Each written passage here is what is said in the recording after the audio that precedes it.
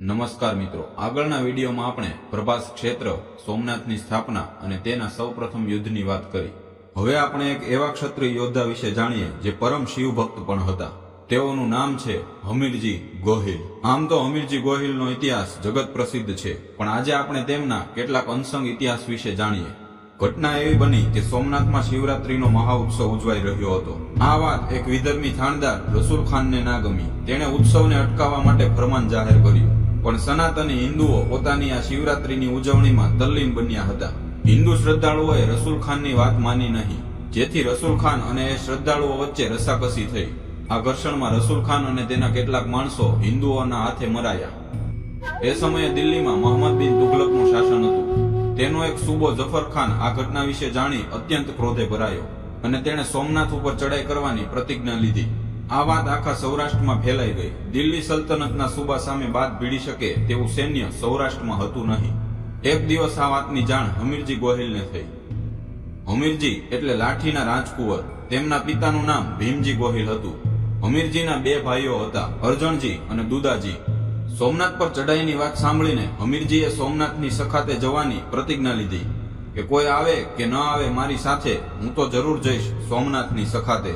અને એક નાના રાજ્યના કુંવર હમીરજી પોતાના 100-200 મિત્રોને લઈ સોમનાથ તરફ રવાના થયા. એ વખતે હમીરજીની સાથે ચાંપરાજ વાળા, છત્રસાલ છરોૈયા, પાતળજી ભટ્ટી, નાનજી જાની બ્રાહ્મણ જેવા અનેક મિત્રો પણ જોડાયા. એક રાત્રે માર્ગમાં હમીરજીએ લાખબાઈ નામના વૃદ્ધ ચારણ આઈના મુખે મરસિયા સાંભળ્યા. આઈ લાખબાઈ પોતાના પુત્રના વિયોગમાં આ મરસિયા ગાતા હતા. હમીરજીએ તેની પાસે જઈ કહ્યું કે આપ મારા પણ મરસિયા ગાઓ.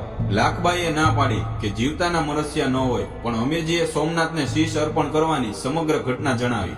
એટલે આ લાખબાઈને એ રાજપૂત ઉપર પોરહ થયો. લાખબાઈએ કીધું કે યુદ્ધમાં તમારી માટે હું મરસિયા ગાઈશ. હમીરજી પોતાના નાના સૈન્ય સાથે ગીરમાં આવેલા દ્રોણગઢડા ગામે પહોંચ્યા. ત્યાં તેમની મુલાકાત વેગડા ભીલ નામના એક ભીલ સરદાર સાથે થઈ. ગીરથી લઈ સિંહોરના સરોડ ડુંગર સુધી આ ભીલ સરદારોના તીરની આણ ફરકતી હતી. હમીરજીએ વેગડાને સમગ્ર ઘટના જણાવી. વેગડાજી તો વીરોનો વીર હતો. એણે પણ પોતાની ભીલ સેના સાથે સોમનાથના યુદ્ધમાં ભાગ લેવાની તૈયારી બતાવી. હમીરજીને કોઈએ કહેલું કે કુંવારા મૃત્યુ પામેલા યોદ્ધાને વીરગતિ કે મોક્ષ મળતો નથી.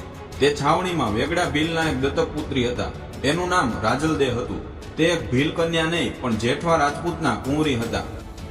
કહેવાય છે બાળપણમાં એમના માતા પિતાને વેગડા ભીલે જંગલમાં લૂંટી અને મારી નાખ્યા હતા. પણ તેની કુંવરીને મોટી કરી એમના લગ્ન રાજપૂત સાથે કરાવવાનું વચન વેગડાએ તે જેઠવા રાજાને આપ્યું હતું.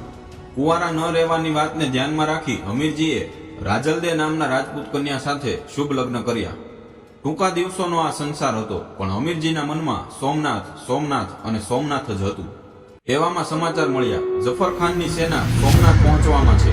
હમીરજી અને વેગડાજીએ પોતાના વીરવર યોદ્ધાઓને તૈયાર કર્યા અને સોમનાથ તરફ કૂચ કરી. સોમનાથ પહોંચી હમીરજીની સેનાએ સોમનાથની મહાપૂજા કરી અને કેસરિયા કરવાની પ્રતિજ્ઞા લીધી. અલ્લાહુ અકબરના નારા સાથે વિધર્મી સેનાએ સમરાંગણમાં પ્રવેશ કર્યો. આ તરફ હમીરજીની મુઠ્ઠી પર સેનાએ હર હર મહાદેવના નાદથી યુદ્ધનો શંખ ફૂંક્યો. બંને સેના વચ્ચે ભીષણ યુદ્ધ ખેલાયું. હમીરજીના વીર યોદ્ધાઓ યમરાજ બની અને વિધર્મીઓને કાપવા લાગ્યા. ભીલ સેના અને વેગડો પોતાના તીર વરસાવી પાપીઓની છાતીઓને ચીરવા લાગ્યા. ભીષણ યુદ્ધમાં સમડીઓ માંસના લોચાને ખાવા ધરતી પર ઉતરવા લાગી. જફર ખાનની સેના ભયથી ધ્રુજી ઉઠી. લાંબો સમય યુદ્ધ કરી વેગડા ભીલ વીરગતિને પ્રાપ્ત થયા.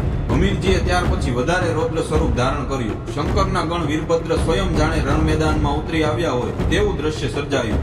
આ તરફ પોતાના વચન મુજબ આઈ લાખબાઈએ હમીરજીને જીવતા મરસિયા સંભળાવવાનું ચાલુ કર્યું કે વેલો આવે વીર, સખાતે સોમૈયા ધણી, પણ હિલોળવાય હમીર એને ભાલા અને અણીએ ભીમાઉત. હિલોળવાય હમીર, ભાલા અણીએ ભીમાઉત. માથે મૂંગી પર ખરું અને મોછાળ વસા વીચ, સોમૈયાને શીશ આપ્યું તે અરઠીલા ધણી. સોમૈયાને શીશ આપ્યું તે અરઠીલા ધણી. એક તરફ હિન્દુ યોદ્ધાઓ પોતાની શૌર્યતા બતાવી રહ્યા છે, તો એક તરફ વિધર્મી સેનાએ છળકપટ અને કૂટનીતિક યુદ્ધની શરૂઆત કરી.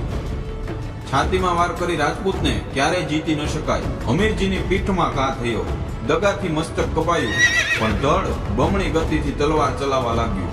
જફર ખાને સૌપ્રથમ વાર આ દ્રશ્ય જોયું હતું કે એક મસ્તક વગરનું ધડ પણ યુદ્ધ લડી શકે છે. જફર ખાન ભયભીત અને અચંબિત બન્યો. આ ધડને શાંત કરવા હાકીમોને બોલાવી તેના ઉપાય જાણ્યા. અંતે ધડને અપવિત્ર ગળીનો દોરો અડાડવામાં આવ્યો અને ધડ શાંત થયું. દળ શાંત થયું. હમીરજીનો દેહ મૃત્યુને પ્રાપ્ત થયો, પણ તેનું પરાક્રમ અને વીરતા અમર બની ગયા.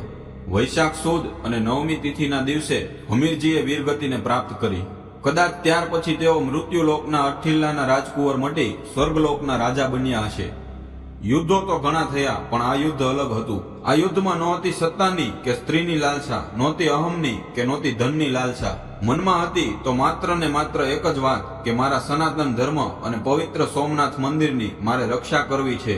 મારા પ્રાણ પણ એમના ચરણોમાં ન્યોછાવર કરવા છે. અને એ પ્રતિજ્ઞાને હમીરજી અને તેની સાથે આવેલા મુઠ્ઠીભર યોદ્ધાઓએ સિદ્ધ કરી અને બતાવી.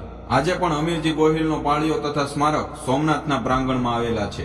સાથે વેગડા ભીલનો પાળિયો અને સ્મારક પણ આ મંદિર પ્રાંગણમાં આવેલા છે. આવા યોદ્ધાઓને અનસંગ ઇતિહાસના હજારો વંદન છે. જય હમીરજી, જય સોમનાથ. અમારી સોમનાથ સિરીઝમાં જોડાઈ રહેવા માટે અત્યારે જ અમારી ચેનલને સબસ્ક્રાઇબ અને શેર કરો.